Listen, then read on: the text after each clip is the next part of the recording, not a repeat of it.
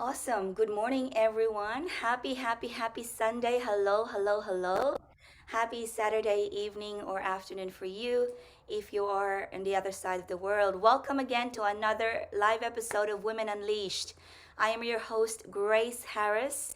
And in this series that we have started early this year in 2022, I speak with a collective of women who are speakers, authors, coaches, mothers, aunties, sisters, women who are creating change, not just in this lifetime, but effectively intergenerationally. This series is all about empowering you, helping you, inspiring you, and giving you insights and strategies and ancient wisdom about the stories, about the experiences that you've had that you yourself would like to make use and transmute into something magnificent that can really create a life for you that's worth living, and not just for yourself, but also for the future generation, whether that is your children, your grandchildren, or your communities that you're very passionate about.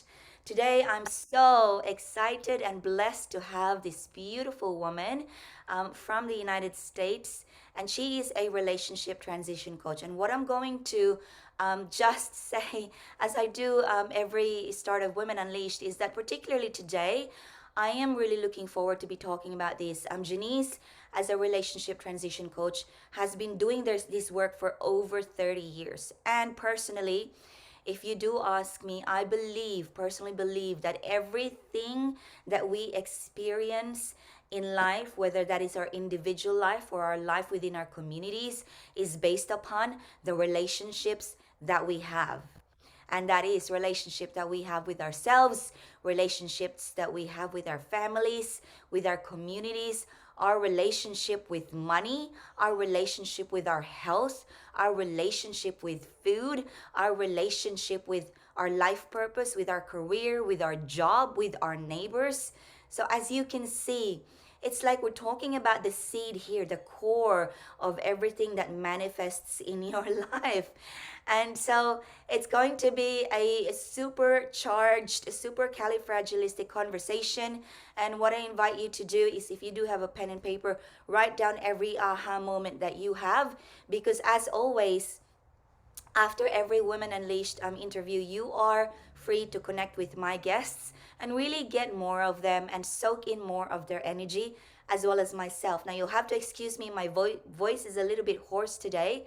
I have been nursing a little bit of a cold, but I think we'll survive through this, not just me with my voice, but with this big conversation. And often, can be a little bit triggering, as is with everything that's worth talking about in life.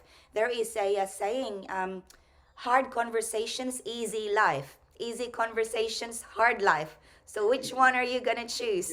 And Women Unleashed is never about easy conversations. It's about conversations that are worth talking about, so we can really create beautiful, joyful, and amazing existence and relationships.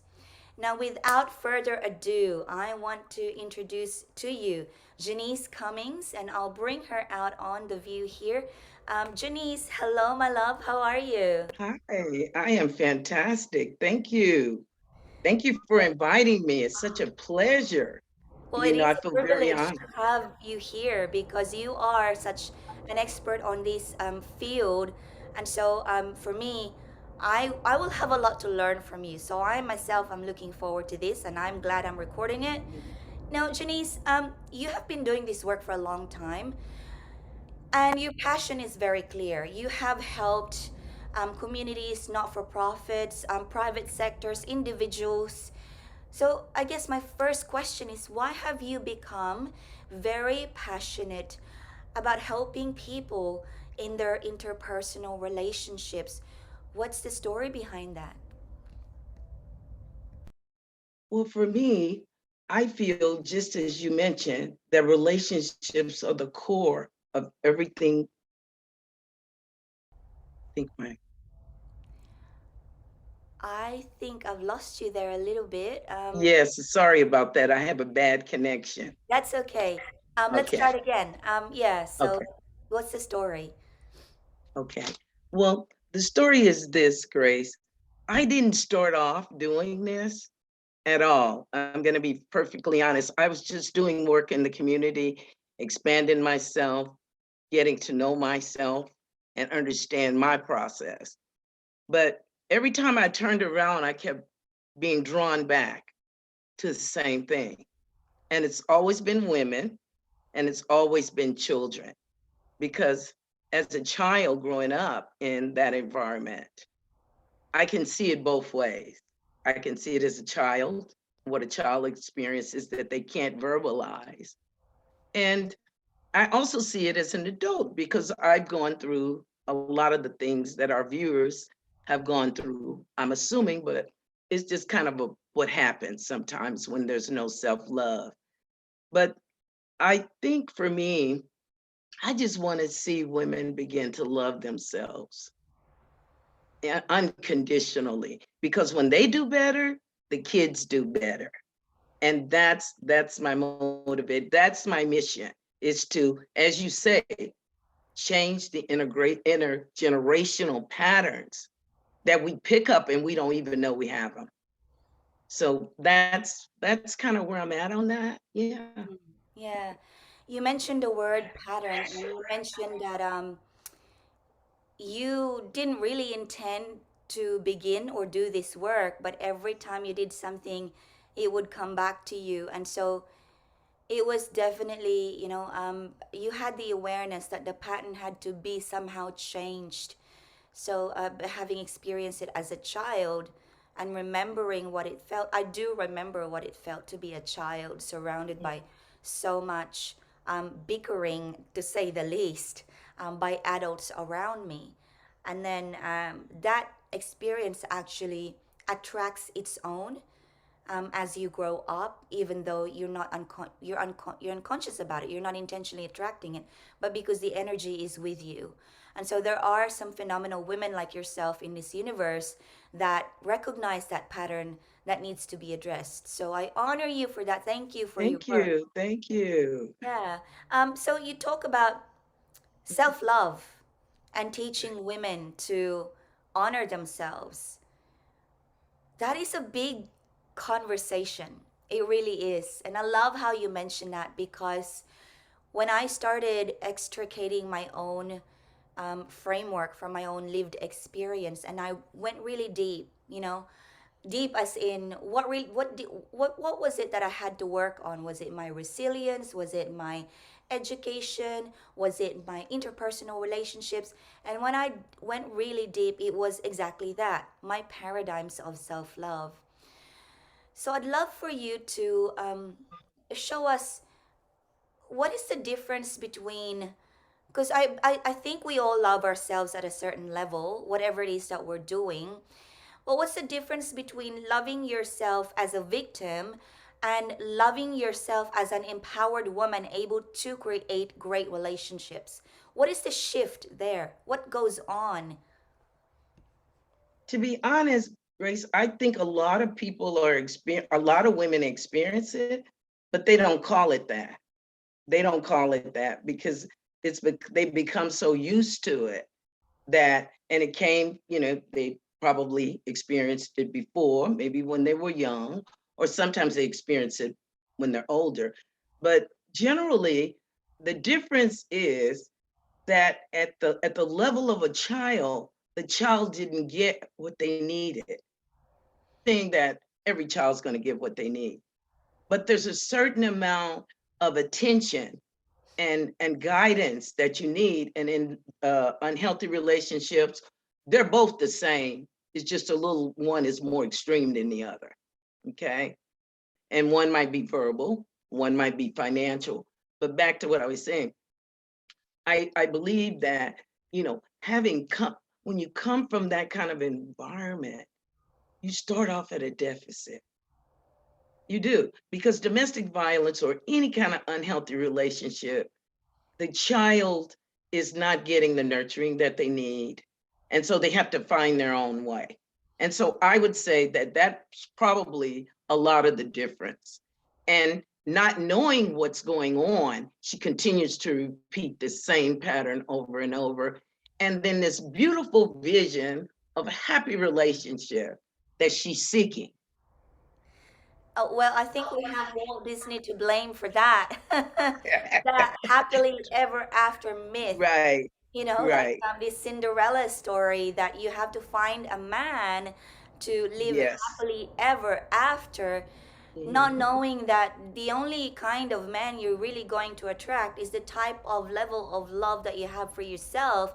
And like you said, Janice, as a child, if you don't know exactly what that true self love looks like because no one had showed you, then you just be really, it's like a, you're it's like being blind looking for things feeling Yeah. around. Oh, And it that's is. how what I've yeah that's what I It realized is. is that I was Mhm. looking for love, but I didn't even know what love really was, because how I understood love or relationship was yelling at each other or abusing Yes. one Yes. another. And so it's sad to say the least. And this word domestic violence, God, it can be really confronting to even say it, but it is true. Can you please educate us? What is domestic violence? What is the spectrum that is considered domestic violence? Domestic violence is any kind of violence or verbal, physical, emotional, any type of violence. I mean, what I'm talking about, not violence, but any type of behavior that's hurting the next person. That's domestic violence. It could be a family member, okay? It could be your grandma, it could be anybody, but in intimate relationships, domestic violence is the the overarching thing. But intimate partner violence, now that's totally different. That means that we were in a relationship, whether we live together or not. So there's two distinctions, but it's used interchangeably. But domestic violence is any harm that's done to you deliberately, deliberately, for whatever reason that they've done it. Because emotional can sometimes be even more traumatic than physical, Yeah. because the scars last longer and the Yes. effects are longer. There's a different effect, but it's still, you're hurting the person. you're Yeah. you're you're belittling them, you're bringing them down, you're physically, you're isolating them, you're humiliating them, you're doing all these terrible things to them, and for the sake of love, yet you say you love me. Hmm. So that's the distinction, and that could be so many people, because there's women in really powerful positions that suffer from unhealthy relationship and domestic violence. So it's a broad subject, and it covers so many spectrums, Yeah. so many. Yeah, I Yeah. think it's important to bring light to the spectrum of domestic violence, not just as, because there has been a really, really old-fashioned, obsolete myth about domestic violence involving physical violence, which really is a complete and Oh yeah. obsolete myth. Yeah. Myth because, like you said, I know of quite a lot of successful women. I was once myself someone who Mhm. lived a double life. I would go to work, successful Mhm. corporate career, and no one would know. When I would go home, then I would suffer from IPV, which is intimate partner violence. But Mhm. domestic violence, as a more over a broader spectrum, is that really you talk about deliberate is when you are belittling someone, not Yeah. just once, but when you're doing it over and over again in spaces, in liminal spaces where you Yes. can Yes. already see it's affecting the person, but you don't care, because Yeah. that's yeah. So I guess it's just important for me to be able to have that overview, because I'm Mhm. gonna ask you about relationship transitioning. That's your Yeah. field of Yes. expertise. That's right. um, what does relationship transition, or as a coach, relationship transition coach, what is it that you do? Who do you help, and how do you help them?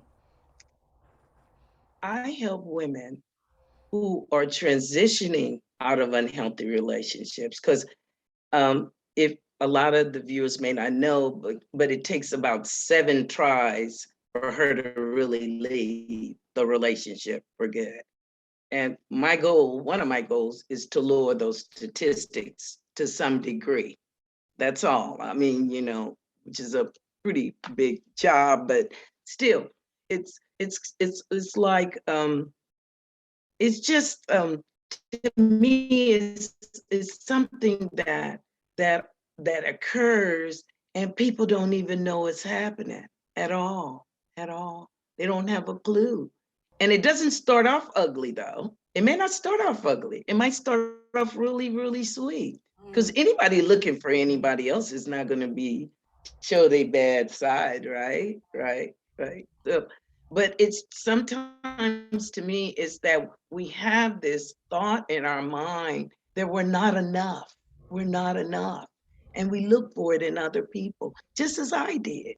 My part of my journey is I discovered self-esteem at an early age, about 12. And because I kept getting down on myself, I was belittling myself. I call myself stupid, you know, and all these things that I was saying to myself. And I was reading an article one day, a self-help article, and her name was Ann Landers. She had a column. And I'll never forget it. I was sitting up and I said, wow, what's wrong with me? I just don't have any faith in myself, nothing. And so I took this little test that she had and I failed miserably.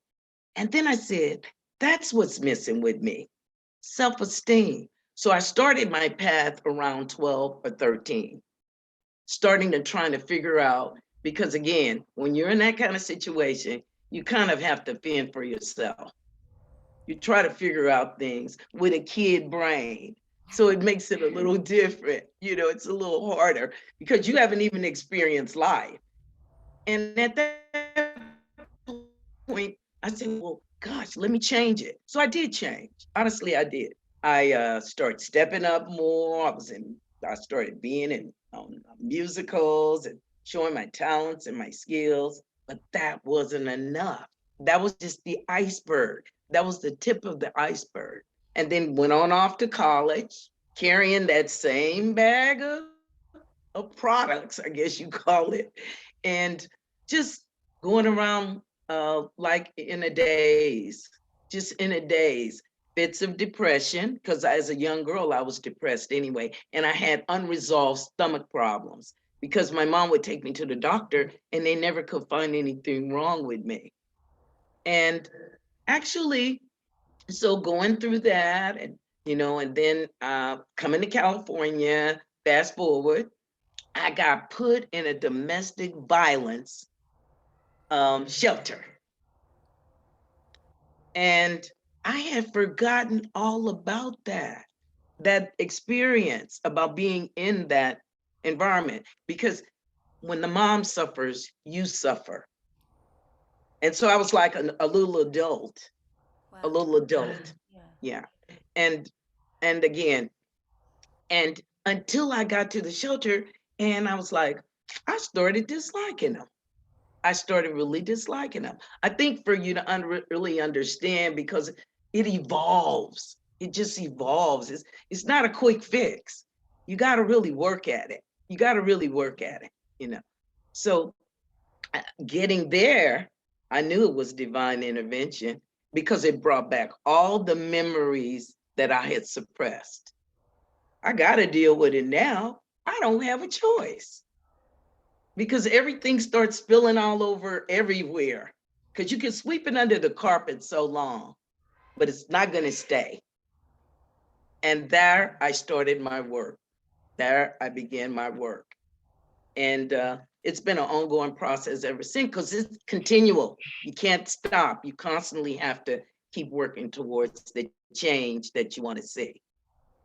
Wow. So you really started your work hands on right there in the Right. shelter, and then you got mixed with these other women that are going through it, Mhm. and you just kept elevating and escalating. So it was a really confronting kind of in your Mhm. face type of awakening.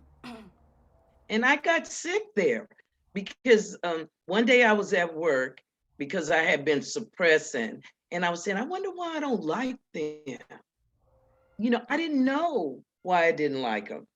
But I have the ability, I guess it's a skill or a blessing in many ways, that I could go on. and I not show it to my clients. I not show it because I don't know. It's just I think it's a gift. And when you come from a domestic violence um, background, you wear many faces, and so you're pretty adaptable. But then I didn't like him. I did not like him. And the day I got sick, I had to go home. And when I went home, they said, "You're stressed out. This job is really, really doing its number on you." And I said, "Wow." So I started going to therapy. I started going to therapy. And I'd like to impress to your viewers, when you're working, don't think that nothing else is going to stop you, because you're going to have a lot of roadblocks that are going to come in your way. My brother was murdered during that time. I had to deal with that. I had to deal with my own growth. So everything was just haywire, just total haywire. But going to therapy every week or a whole year, coming out with these tissues soaked from crying, I I realized at that point that that wasn't my fault. I didn't do anything because again, if there's no guidance and nobody to tell you that you're okay, you really don't know if you're okay. Hmm. And that's kind of how I got. I first started off on the crisis line, and then I elevated, but I couldn't go back to that specific time at that specific job. So Mm. I just took a year off and just went on my journey to Yeah. find myself and to begin to love myself. Wow. What a beautiful story. Thank you so much for sharing. There's so many facets there that can be that I really want to pay attention to, because often little facets in people's journey can really bring light to what is happening to a lot of women. And for me, for example, I'm picking up from your journey that you were triggered by the crisis line kind of work, and to pay attention to the trigger was important, because you could have kept going down that road and run yourself down and totally burnt out. um, but Oh, you went to yes. therapy, and I've been, if you go back to all the other episodes, this has been said a lot by the guests of Women Unleashed, is that during working, doing the work, it's so important. Like you said, Janice, so many roadblocks are going to come to you, but one of the things that's really standing out in what's been being told, is when you have that one thing that you can go back to, like therapy or counseling or whatever that looks like to you, a very close friend, on a consistent basis, that you can just really safely be able to talk it out. Because like you said, I think indirectly you mentioned about the inner feelings of shame and guilt, feeling like it was my fault, Yes. and to Yes. come to a It was my realization, I fault. didn't do Yeah. anything, I'm okay. I They didn't do actually, anything. yeah, Yeah. that's big. That's And ev- I think women need to hear, I'm okay. Yeah.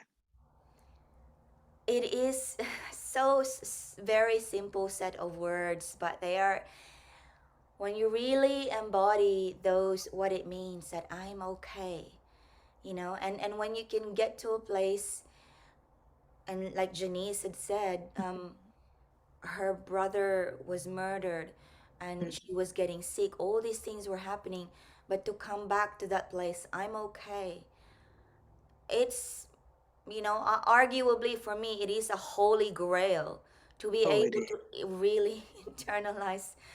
um, and so with with other women, Janice, that you've started, so you've Yes. really elevated into the work that you began to love as you Mhm. worked on yourself. You Yes. mentioned about the statistics of average of 7 times Yes. Yes. that a woman attempts to leave before she can finally actually leave Mhm. for good. Why does it take so many attempts? Why? Well, well, I think, even from a child, every time my mother got into a hassle or confrontation, we were leaving. So we would pack up and we wouldn't go nowhere. We'd still be there the next day. So that happened quite a few times.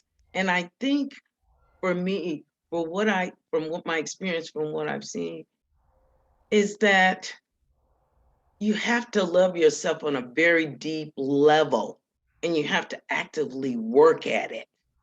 Yeah, it's no easy road. And I think it's much easier to go back because you know that person.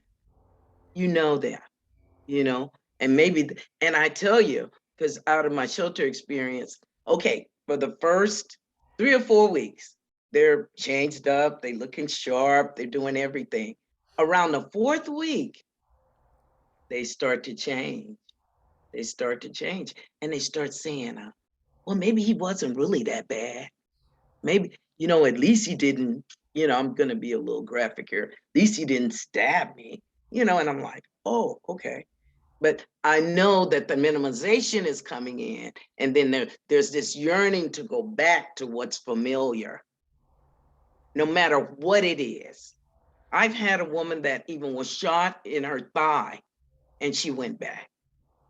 I'm being very graphic because I want your viewers to know that this is really a serious issue. It is. And that intergenerational is not going to stop until that woman stops it. It's not going to stop. So to me, that's the difference. There's no foundation of self-love. Okay. And for me, I kept going to school, going to school, going to school because I was yearning for approval from somebody.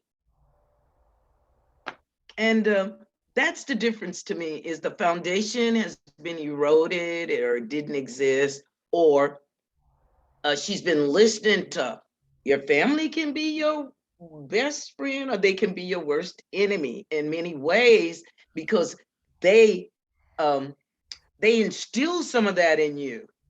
They do. And I'm not saying that they do it deliberate because I don't want anybody to think that. But again, it's intergenerational. So they're just living what they're used to doing. That's being passed down by the mother, the grandparents, or whatever. But that's to me, that's kind of how it goes. Mm. And when they got ready to go, I knew they were going because their whole attitude changed. They would be over on the phone, sneaking, talking to him, because I'm very observant. I'm very observant. So I said, are you thinking about going back home? Oh, no, no, no, no, no. So what they do is that they sabotage their time at the shelter. They start breaking the rules. So pretty much they're gone. They're not going to be there long.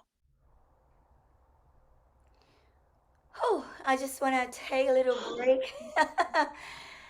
Because we are going really quite deep here into Deep, the yeah. reality of what this could look like. Janice had just, talked about so many different facets there. She talked about your family can be your best friend or they could be your best enemy, or they could be your abuser, and not that they do it deliberately, but often it's intergenerational. They Yes. take it from the Yeah. grandfather, the great grandfather, or grandparents, or and so that's all they know that they can do or have to do. And when you talked about, a woman having been shot in the thigh, I had to take a pause. For those who have read I my did book, too. yeah, for those who have read I my did book, too. I wrote a chapter in there where, a woman that was close to me was shot.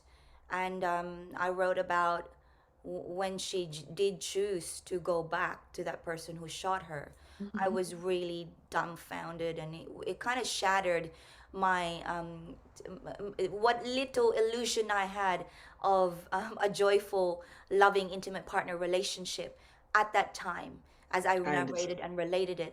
And to talk about when you touched on third week, fourth week, and they begin to first they're looking Yes. sharp and they're looking empowered, Mhm. but then they Oh, begin to start yeah. having this spiral.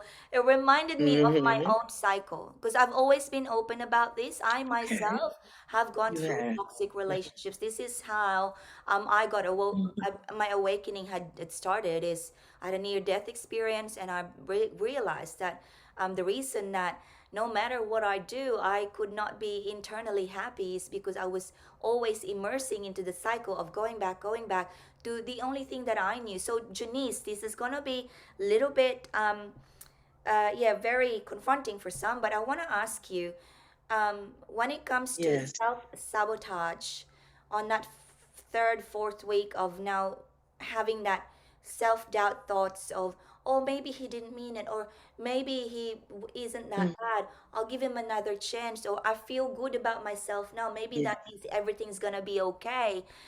Um, Right. you talk about this is really all because foundationally the self love is either eroded or not did not exist whatsoever. So Yes. can you walk me through those little, first of all, what is the percentage of women that actually get through the whole entire work and become sovereign in their own self and their self love? What is the percentage? And when for those who succeed in the journey of changing the cycle, what does it take for them? How come they can Okay. and for others they can't? Well, there might be one. There are people, well, ladies specifically, that get battered one time. They're gone. They don't look back. They it's over. It's over. They don't even take them back. Period. But for a woman that's not as evolved, or because most of those women that do that, they know what they want, and they know that's not what they want, and they start making plans without him.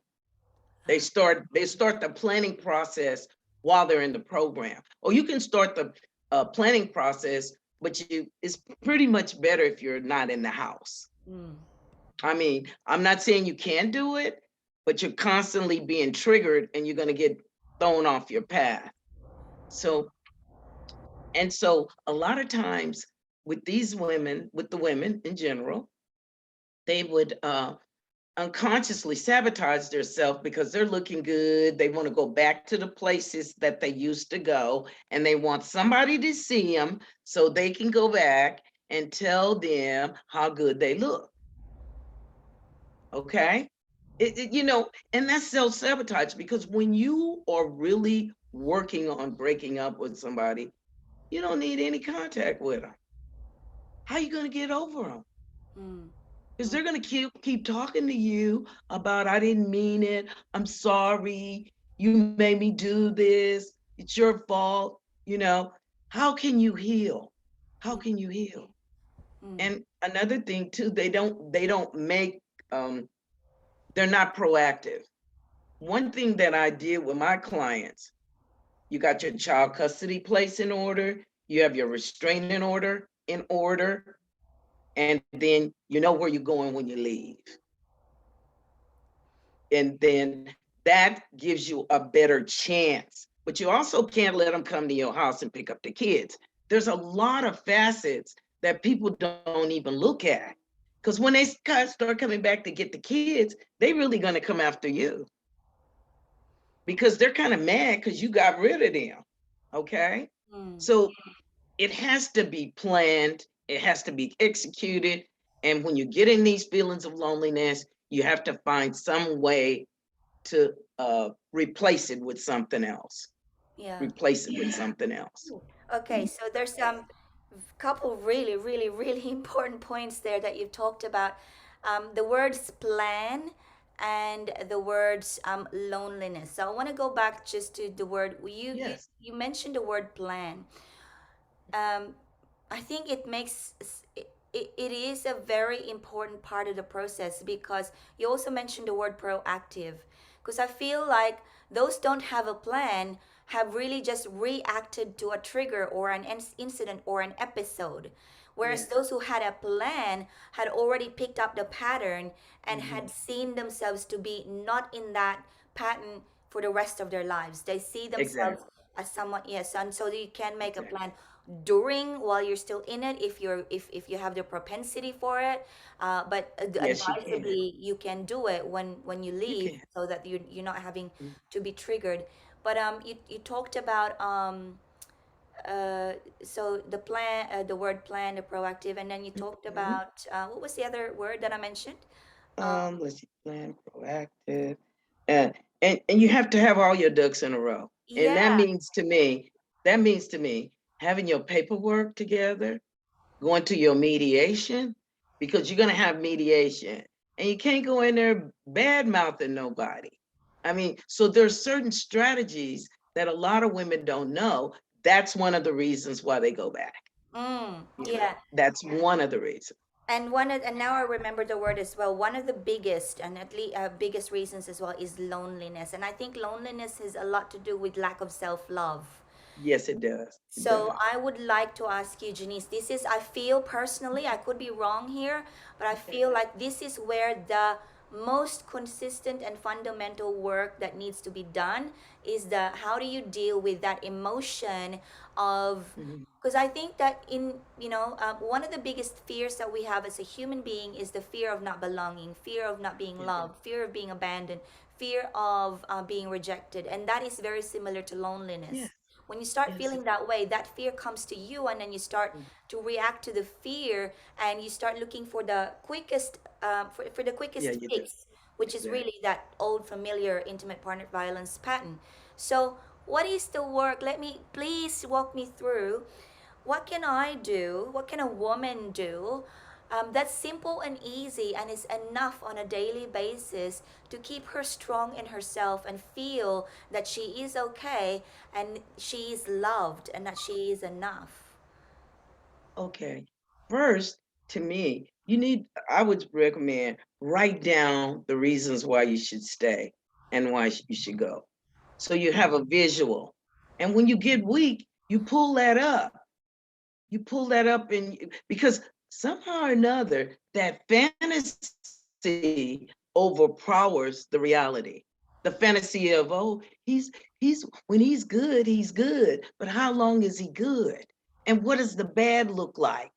You have to stay in the bad. I know that sounds crazy, but it's kind of like you can't go to fantasizing. And if you could just make it one more day, because in the morning, you're going to feel different. If you can make it through the night, you're going to feel different.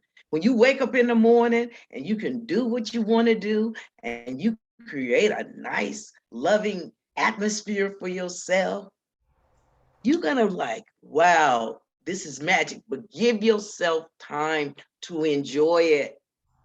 Mm. And they don't give themselves time. I'm lonely. At least he did this and at least he did that. Yeah, but he hurt you. He's damaging you. So looking at it and being honest with yourself. I worked a lot with women being honest with themselves and letting go of the fantasy. Because that's Mm. only your fantasy, it's not his. Oh, thank you for pointing that out. You almost Yeah. made me cry when you said if you could just make it one more day. One more day. Because And you know why I know? Because I was in one, but mine was mostly, it doesn't matter, abuse is abuse, and I'm not minimizing. A lot of mine was emotional abuse because I hadn't mastered self-love. And I was picking men that were unavailable. yeah, And I didn't date them. They picked me. target. I'm lonely. Okay. I'm already thinking nobody wants me. Okay.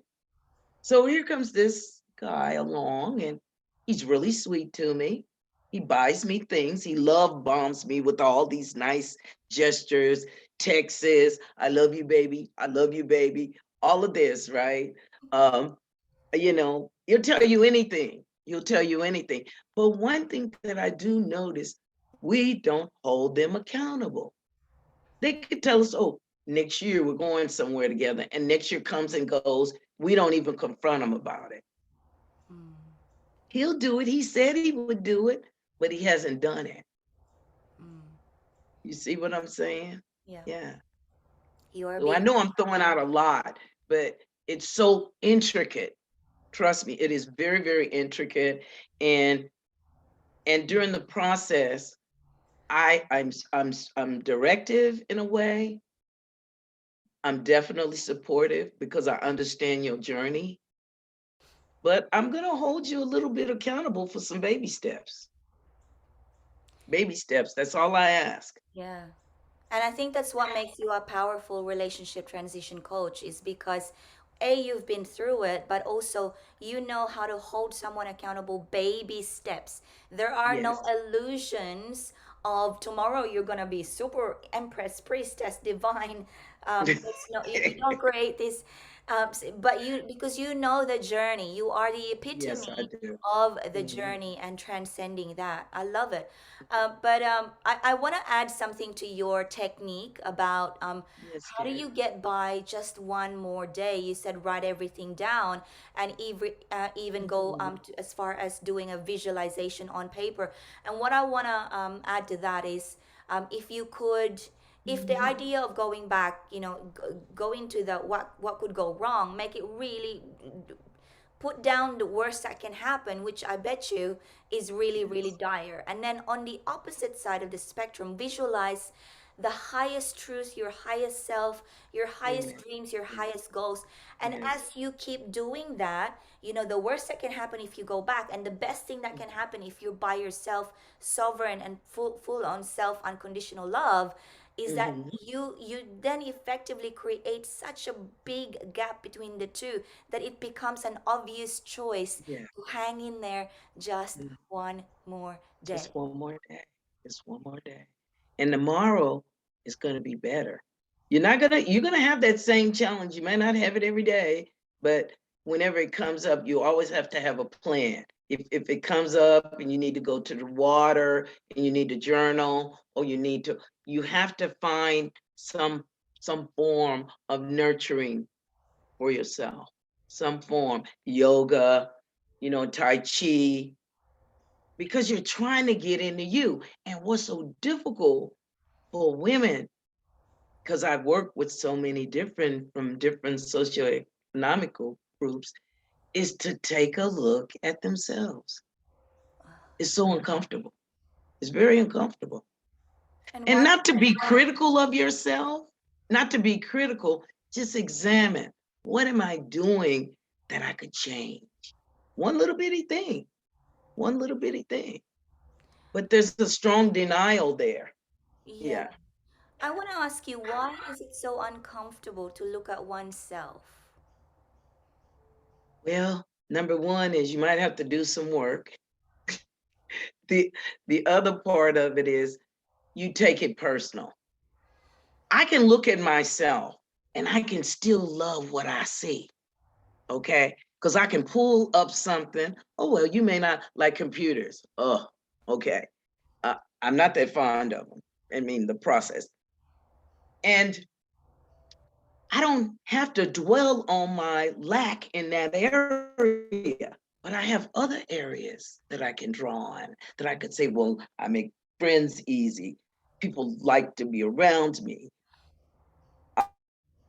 I'm really honest and ethical. You have to draw those qualities that have been squashed by society, by family, by your people you hang out with, and you limit your people that don't know how to talk to you don't hang around with them. Whoever doesn't elevate you, you have to get them out of your life or you have to minimize that contact when you're on this journey. It's a lot involved. If you're around negative people and they're constantly put you down, how are you going to heal? Yeah, exactly. It's like Yeah. you're rubbing salt on the wound, pretty much. If you, Exactly. Exactly. And a lot of people that I know notice even in through my journey and working with women, they tell me, "Oh, I had such a wonderful childhood." And then I'm saying to myself, "Well, aren't you here for something?" I mean, you did what I'm trying to get them to realize, it really wasn't that nice. Okay? And it's okay to say it wasn't nice. but they feel like maybe that they're going against somebody, but you're going against yourself when you're not honest with yourself. You're going against yourself. Hmm. Yeah. How are you going to survive like that? Boom, You I can't. told you guys this isn't gonna be an easy conversation. No, It no. is it is an honest, truthful, um, it just really down to earth, true conversation between women who have gone through and know and worked Yes, on this yes, subject. yes. But I guess what I can add to what Janice said about when you look at yourself, and it's hard to do that because A, you might have to do some work, yes, but also feeling that sense of shame and guilt Yeah. about something that you are carrying.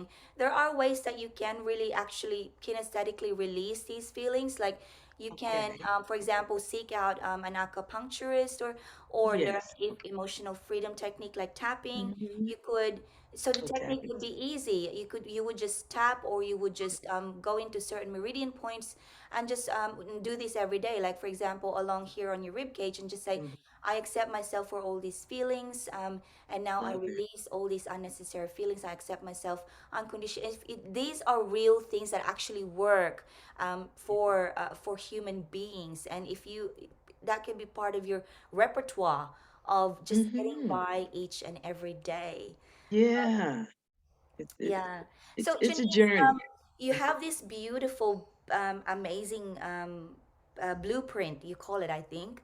And Yes. yes, and Relationship. Hmm. relationship transition blueprint, isn't it called? Yes, dear. Yeah. Hmm. So it walks a woman through the steps. Um, Beautiful. Yeah. Can you please tell us about it? Well, um, it starts off again. It's 12 step. It's 12 steps. It's 12 weeks, and we start off with you taking a look at yourself, and what is it? What is your intention? What do you want? What do you want? And it goes from there, because I always find that I have to build you up and build that relationship with you before I hit you with the other stuff. So it takes you through these different cycles of self-awareness, self-acceptance, taking a look at where that came from. Because again, this stuff is inherited. I mean, we don't come here with these thoughts. I mean, a lot of times, I guess, you know, we're in the environment that we're in, we're steadily picking up these things, and they're not really ours. They don't belong to us. And then after going through that, she goes through self-awareness, self-love, setting boundaries, very, very huge part. Understanding behaviors like passive aggressive, aggressive, assertiveness. A lot of these terms people they're not familiar with because they never used I statements. They never used I statements. They would always say, well, so and so said, and I read this, but that's giving your power away when you say I said. So she's going to learn how to start dialoguing and communicating in another way. And when she's unsure, she's going to give herself time to check in with herself and to say, is this really my feeling? Because lots of times I know with me, I used to shove those little feelings off to the side like they didn't even exist. But I trust them now. Because during that process, you will begin to build the trust in yourself that hasn't been there. And then when you go through that, we go through the process of you're going to have to be talking to the kids in the process because you may have lost their respect. It's possible. It just depends on the severity of what happened and the person that you deal with, because each situation is different. So that's why, everyone has to be looked at and examined in another way, depending on that relationship that you speak so much of. Because it's the relationship that help people grow. It really is. It really, I can't say enough about the relationship. And once she's going through that, she's steadily building up. We're looking at pitfalls that she's going to come against, what it looks like. So she'll be prepared with a plan to address it when it happens. What will the kids do? What will you do? Everybody is working together, and she's building unity in a family that didn't have that before. So she's going to have to try to build their little trust back up too, you know. But I mean, if you want it bad enough, you're going to have to work at it a little bit. And then during that time, of course, I'm always supporting you, encouraging you, telling you you can do it. I'm your cheerleader, you know.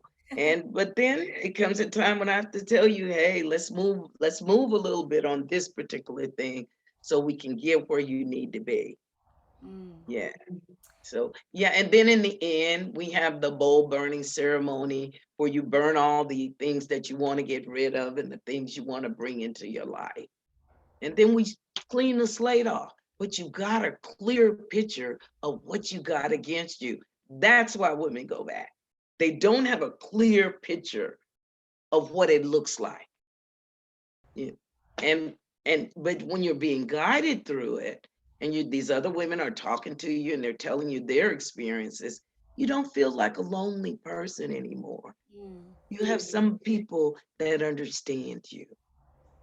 I love it. I'm smiling while you are describing the relationship transition blueprint program, because as you were telling the whole, well, the process of it, I'm having these visions in my mind of like a real kick-ass woman with the team of, you know, maps and compass and all this ammunition, and what are we going to do to get prepared, and where are we heading, and what's the plan. And it's really is like that. If you want to map out, re-landscape your life, you've got to be supported. It's impossible to, I'm not going to say impossible, but really your chances is so much higher and fast track when you are supported. Mhm. And yeah, speaking of support, Janice, what I would love to from you today is, I know that you have written this book with your poems. Is Mhm. I would love for you to, if you would be so kind, end our session today with to reading one of your poems, and also after the poem is sharing with us how we can actually get involved in the relationship transition blueprint, like, or just connect with you to ask some questions that some people cannot ask um, in a public forum like this, for privacy reasons. So what I'll do, ladies and gentlemen who are tuning in, is I'm going to put Janice on the screen for to read us one of her beautiful poems, and to let us know where we can connect with her afterwards. So enjoy these few moments. Thank you, Grace. I actually picked two, and then I just judge by what I resonate with. Um, I'm gonna do the one yearning for approval. And I'm doing that because that's what we do. We're always looking for approval from everybody. And nothing's really wrong, not all the time, you know. So I think I'll share this one first. And this has been helpful in my healing too. It's called Yearning for Approval. Talking way too much, sharing thoughts, talents, and ideas with others. After speaking these ideas to others, they rarely manifest into success. I have what it takes, but I keep yearning and yearning for approval, having a need to be validated by someone and told that I'm really okay. I never felt quite good enough, smart enough, pretty enough, sexy enough, or confident enough. I just kept on yearning and yearning for approval.